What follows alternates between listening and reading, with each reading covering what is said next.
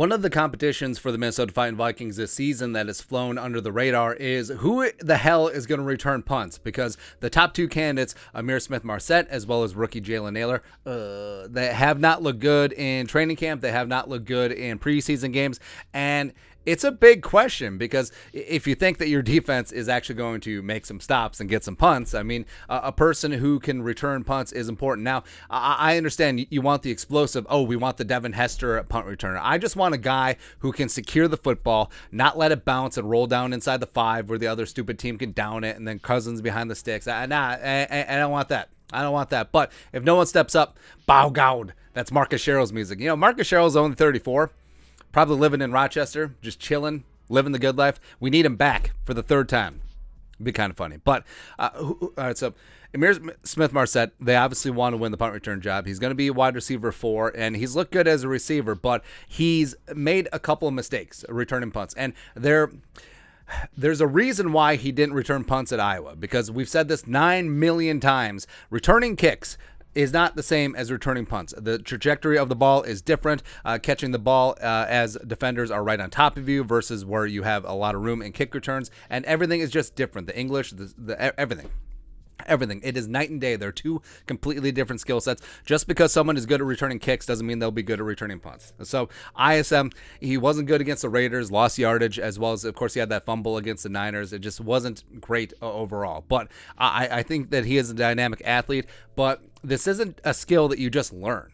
Preferably, this is something that is developed over time, youth football, high school, college, and then the NFL. You just don't come in cold in the National Football League. It's like, I think I'll return punts today. That ain't it, man. So the options that they currently have, obviously, they want ISM and Jalen Nailor to get after it, so hopefully they'll have plenty of opportunities against the Broncos. Maybe they'll break this stalemate. Maybe they'll break this tie. Maybe someone will actually look good returning punts, because Jalen Nailor, even though he didn't have an official return, he did let one bounce that went all the way down inside the 5 against the Niners, and that's something that can happen. He could have gotten to it. Would have been a little bit of a stretch for sure, but that's what you need for a guy who can return punts, especially when you're playing outdoors, especially when there's wind. Can you secure the football, not let a punt roll, not make a mistake, not muff it, not do anything, right? So other options. So BC Johnson actually returned his fair share of punts from back in the day at Colorado State University. He averaged 6.5 yards per punt return on 26 returns for the Rams back in the day. Now, they did have him lined up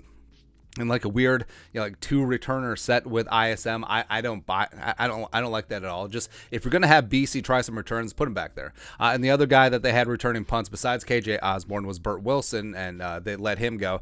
So KJ was a phenomenal punt returner at Buffalo and the U. He obviously has that skill set. 2020 as a rookie, he was not good as a returner. He got benched thrice, but I think that he has stepped up his game, but I think that he has increased the game so much, and he's clearly wide receiver 3. Maybe might be considered wide receiver 2 by the end of the season, that you don't want to subject him to injury. You don't want to put him back there, even though in a vacuum he probably is the best punt returner on the team. Sort of is what it is. Also, scouring the waiver wire, because teams are going to let guys go. Some guys with punt return ability, whether it's a corner, a running back, a wide receiver, whatever. So the Vikings week 1 punt return against the greasy grimy Green Bay Packers may actually not be on the roster right now. Also, no on D.D. Westbrook. I mean, D.D. Westbrook last year, he was just a heart attack. It's like, I'm coming, Elizabeth. This is the big one. It was tough every single time. Where he has that ability. Like, he was a great punt returner at Oklahoma, but it just every time you didn't know if he was going to muff it or fumble it or whatever. Just whatever. And then you have Adam Thielen. Now, Thielen returned 6 punts in 2016 for 8 yards. Yeah, they're not going to do that. And then lastly, Patrick Peterson. Now, Patrick Peterson back in the day was such a badass punt returner, where I do declare, if Arizona had allowed Patrick Peterson to keep returning punts, I think that he would have been a Hall of Famer just on his punt return ability. I think that if he would have stuck with it, he would have been on par with Hester, maybe even above Devin Hester. I mean, his rookie season 2011, when he came in as number 5 overall selection out of LSU, he had maybe the best punt returning season in NFL history. He returned 4 punts for touchdowns.